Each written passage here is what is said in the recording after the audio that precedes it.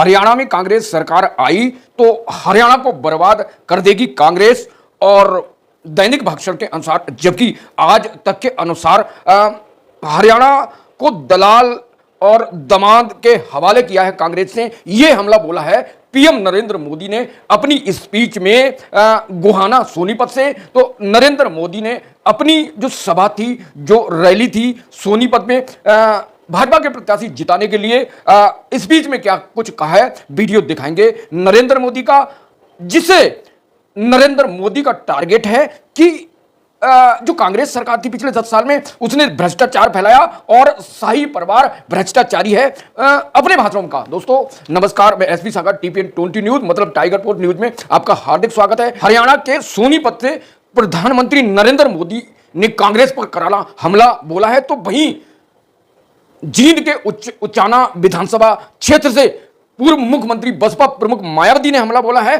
कांग्रेस पर, और कांग्रेस पर हमला बोलते मायावती ने कहा कि राहुल गांधी क्रिकेट के तरह रंग बदलते हैं, आरक्षण को खत्म करना चाहती कांग्रेस। अगले वीडियो में बताएंगे। पहले नरेंद्र मोदी ने सोनीपत गोहाना में कांग्रेस को लेकर जो करारा हमला बोला, क्या कुछ कहा है। तो पीएम नरेंद्र मोदी ने सोनीपत में अपने प्रत्याशियों को जिताने के लिए, भाजपा प्रत्याशी को जिताने के लिए कैंपेन रन किया, रैली में स्पीच दी और कांग्रेस पर हमला बोला दोस्तों। और मैं वीडियो के अंत में आपको बताऊंगा कि वहां पर हरियाणा में कांग्रेस और भारतीय जनता पार्टी के बीच घमासान है, और अभी तीसरी बार भारतीय जनता पार्टी किस तरह सरकार बना सकती है, आगे बताएंगे। पहले नरेंद्र मोदी के भाषण, जो उन्होंने कांग्रेस पर करारा हमला बोला। तो कांग्रेस सरकार अगर हरियाणा में आती है तो हरियाणा को बर्बाद कर देगी। कांग्रेस में सिर्फ टब्बल मचा हुआ है। नरेंद्र मोदी ने कहा कर्नाटक में इनके सीएम और डिप्टी सीएम आपस में लड़ रहे हैं, यही हाल हिमाचल तेलंगाना का है, और कांग्रेस को लाने का मतलब है हरियाणा के विकास पर दांव लगाना। पीएम नरेंद्र मोदी ने कहा कि 10 साल पिछले कांग्रेस की सरकार रही, भूपेंद्र सिंह हुड्डा की सरकार रही, उस पर हमला बोलते कहा कि कांग्रेस आतंक और अलगाववाद को हवा देना चाहती। ये भाषण जो है जम्मू कश्मीर में नरेंद्र मोदी ने दिए, और आगे कांग्रेस को शांति पसंद नहीं है, इसलिए जम्मू कश्मीर में धारा 370 को वापस लाना चाहती है। और जबकि इस 370 धारा को भाजपा की सरकार ने महत्व से फैसला माना, और वहां पर जो 370 धारा लागू थी, वहां के जो अलगाववादी लोग थे वह फ्री राशन, 1 रुपए किलो राशन और 1 रुपए किलो चावल, और उन्हें विशेष राज्य का दर्जा प्राप्त था। उस विशेष राज्य के दर्जे को 370 को नरेंद्र मोदी सरकार ने खत्म कर दिया। तो नरेंद्र मोदी लगातार कांग्रेस पर हमला बोलते रहे, और आगे नरेंद्र मोदी ने कहा कि कांग्रेस भ्रष्टाचार को पालने पोसने वाली देश की सबसे भ्रष्ट शाही परिवार है। कांग्रेस में जहां कदम रखा वहां करप्शन और भाई भतीजेवाद पक्का है। नरेंद्र मोदी ने शाही परिवार पर हमला बोला, कांग्रेस पर हमला बोला, और करप्शन कहा कि कांग्रेस भ्रष्टाचार करती है और कांग्रेस परिवारवाद करती है। दोस्तों अगर देश में 10 साल से भाजपा की सरकार है, और नरेंद्र मोदी के आने के बाद जो स्थानीय पार्टी थी, जो कांग्रेस पार्टी थी, उसको पूरी तरह तबाह कर दिया, क्योंकि देश की जनता जान चुकी है कि जातिवाद और परिवारवाद की राजनीति करने वाले से ऊपर भाजपा है। भाजपा देश के लिए काम करती है, और स्थानीय पार्टी परिवारवाद के लिए काम करती है, और शाही परिवार है। और शाही परिवार की कांग्रेस में आना, चाहे जो है अपने केंद्र में आना या राज्य में आना, देश के लिए घातक है और जनता के लिए घातक है। तो कमेंट करके बताएं कि हरियाणा में और जम्मू कश्मीर में दोनों के बीच में जो टक्कर है कि कांग्रेस की सरकार आना चाहिए, भाजपा की सरकार आना चाहिए। मैं आगे बताऊंगा कि किसकी सरकार आ सकती है। हरियाणा 90 विधानसभा सीटों वाले हरियाणा में 5 अक्टूबर को वोटिंग और 8 अक्टूबर को मतगणना होने हैं, और एक ही फेज में चुनाव होना दोस्तों 5 अक्टूबर को। इसलिए भारतीय जनता पार्टी 10 साल राज की, और राज करने के बाद मोहनलाल खट्टर की कार्यशैली की वजह से हटाकर नायब सिंह सैनी को सीएम बनाया गया, और अब भूपेंद्र सिंह हुड्डा कांग्रेस के नेता वहां पर मजबूती के साथ स्तंभ की तरह खड़े हैं, और कांग्रेस को मौका देना चाहती है जनता, ऐसा मीडिया सूत्रों का दावा है, मेरा नहीं। दोस्तों जब कांग्रेस की और लिस्ट आई थी, उससे पहले भारतीय जनता पार्टी की उम्मीदवारों की लिस्ट आई, जिसमें भारतीय जनता पार्टी ने नए लोगों को मौका दिया, और उसमें भारतीय जनता पार्टी ने 20 नेताओं का टिकट काट दिया।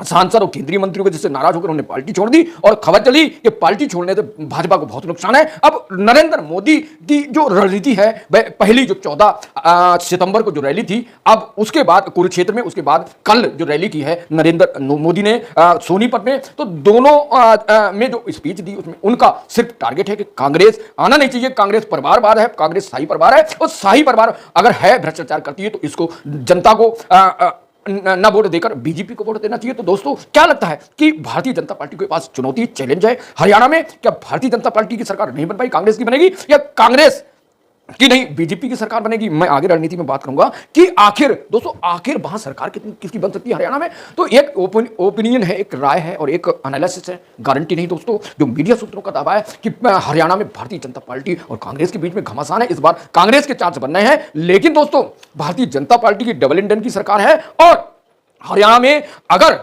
कम सीटें आती हैं, हरियाणा में अगर कम सीटें आती हैं भारतीय जनता पार्टी की, तो जो गठबंधन हुआ जेजेपी एएसपी का, और दोनों की अगर सीटें जीती, पिछली बार जो जेजेपी थी दुष्यंत चौटाला की पार्टी, उसकी 4 सीटें जीती थी, 4 विधायक बने थे दोस्तों, और आखिर में आकर जो 4 विधायक थे वे छोड़कर जेजेपी छोड़कर बीजेपी में शामिल हो गए, बीजेपी ने उन्हें टिकट दे दिया। तो उससे भी दुष्यंत चौटाला नाराज है, लेकिन भविष्य में राजनीति में कुछ भी नहीं कह सकता। चंद्रशेखर और दुष्यंत चौटाला भारतीय जनता पार्टी के साथ अगर चले गए, अगर सीटें आ गई तो सरकार भारतीय जनता पार्टी की। अब अगली बात करते हैं, इनेलो और जो बीएसपी है दोनों मिलकर हरियाणा पे 53 और 37 सीट पर चुनाव लड़ रही है दोस्तों। तो बीएसपी भी बहुजन समाज पार्टी और ओम अभय चौटाला की पार्टी दोनों मिलकर अगर बीजेपी को सपोर्ट करते हैं चुनाव जीतने के बाद, अच्छी सीटें आने के बाद, तो भारतीय जनता पार्टी जिस तरह लोकसभा चुनाव को गठजोड़ कर 240 सीटें आने के बाद भी सरकार बना दी, तो इस तरह हरियाणा में सरकार बन सकती है। ये कोई नई बात नहीं, ये एक ओपिनियन है, एक राय है और एक एनालिसिस है। तो अब देखते हैं कि हरियाणा में चुनाव के बाद किसकी सरकार आती है। नरेंद्र मोदी लगातार कांग्रेस पर हमला बोल रहे हैं,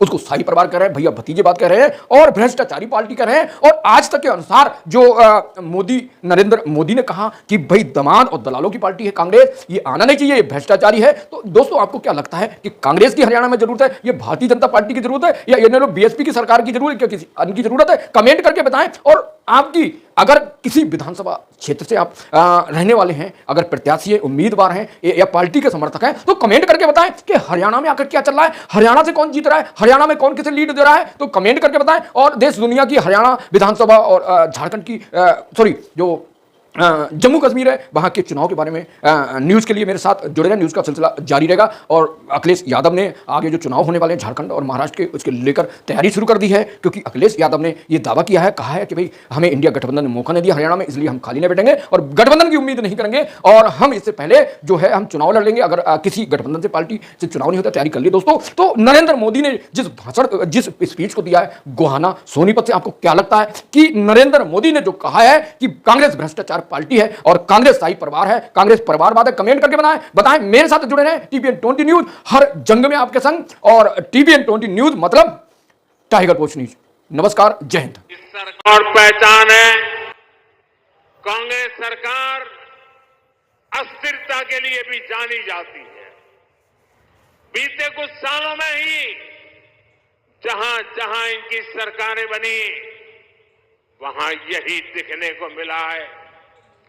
कांग्रेस शासित हर राज्य में उनके मुख्यमंत्री और मंत्री झगड़ों में उलझे हुए हैं। उनको जनता की तकलीफ, उनके दुख दर्द से कोई लेना देना नहीं है।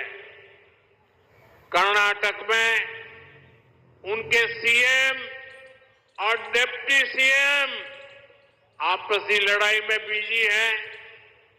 तेलंगाना, हिमाचल प्रदेश, वहां भी यही कहानी है।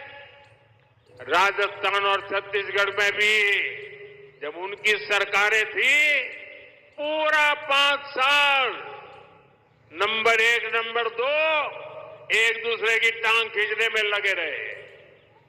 इसलिए हरियाणा को भी बहुत सावधान रहना है। गलती से भी मेरे शब्द लिख कर देखना भाइयों, हरियाणा का मुझ पे हक है, इसलिए मैं अपनी बात आपके सामने बड़े विश्वास से कह रहा हूं। याद रखना, गलती से बीजेपी कांग्रेस आ गई तो अपने झगड़ों में ही हरियाणा को बर्बाद करके छोड़ेंगे। यहां पर कांग्रेस में जिस तरह झगड़े बढ़ रहे हैं पूरा हरियाणा देख रहा है। कांग्रेस को वोट देना यानी हरियाणा की स्थिरता और विकास को दांव पर लगाना है, बर्बादी के दरवाजे खोलना है। यह स्थिरता हरियाणा में हर काम ठप कर देगी। यहां निवेश और नौकरी दोनों पर असर होगा।